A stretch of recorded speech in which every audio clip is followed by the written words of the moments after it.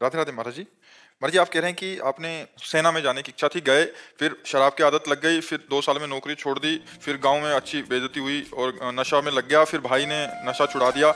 अभी नशा छोड़ तो दिया, बट महाराज जी अभी एक इनके वो अंदर से इच्छा बनी हुई है कि फिर से मैं वैसा ही बनूं और खूब धन दौलत यश कमाकर माता पिता का खोया हुआ सामान स्थापित करूं। दूसरी तरफ लगता है आपकी वाणी सुन के कि भजन करूं, ये सब व्यर्थ है, काहे इसमें पचड़े में पड़ रहा है। भजन करके हम ये नहीं कहते, भजन करके धन कमाओ, धर्म पूर्वक धन कमाओ। मेहनत, अब जैसे आपको सरकारी नौकरी मिल गई थी, बेवकूफ़ी है कि आपने उसे छोड़ दिया, गंदी आदतों में फंस गए। यदि आज होते तो आप किसी पद पे होते, आप हमारे भारत सरकार की सेवा करते, अर्थ मिलता, परिवार का पोषण करते। मूर्खता में आपने अपना नाश कर लिया। अब एक बार फिर प्रयास करो, नाम जप करो और अच्छा प्रयास करो। यदि आप हमारे और किसी भी सेवा में आते हैं समाज की, तो जीवन सार्थक है सेवा में। जीवन सार्थक ऐसे नहीं, देखो हम बाबा जी बने, लेकिन हमको समाज सेवा दी भगवान ने कि नहीं दी?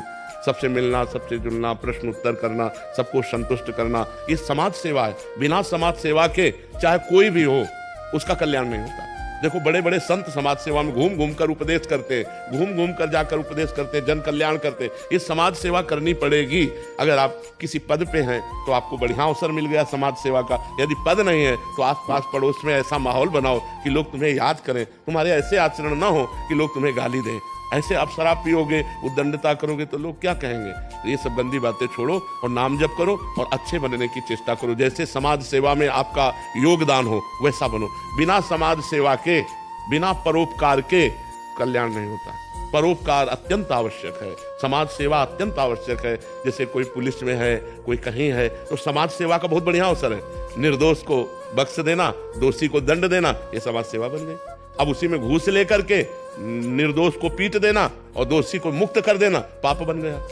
तो हमें लगता है अपने अपने पद के अनुसार यदि हम धर्म के अनुसार चले तो समाज सेवा बन जाए, और समाज सेवा भगवान की सेवा है। समाज सेवा साक्षात भगवान की सेवा है। जी आजकल बहुतायत मतलब 99% ऐसा हो रहा है कि अपने सुख या अपने परिवार को भौतिक सुखों से युक्त करके बस जीवन व्यतीत कभी नहीं कर सकते।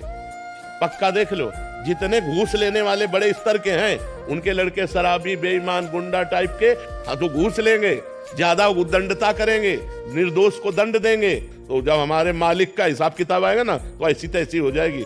न पत्नी सही रहेगी, न पुत्र सही रहेगा, न धन संपत्ति काम में आएगी। तो हम कहते हैं कि अधर्म की यदि बात करोगे कि हम अधर्म करके अपने परिवार को उन्नति में ले जाएंगे, तो भैया आखिरी में ऐसी उन्नति से गिरोगे कि तुम रोते नहीं बनेगा तुमसे।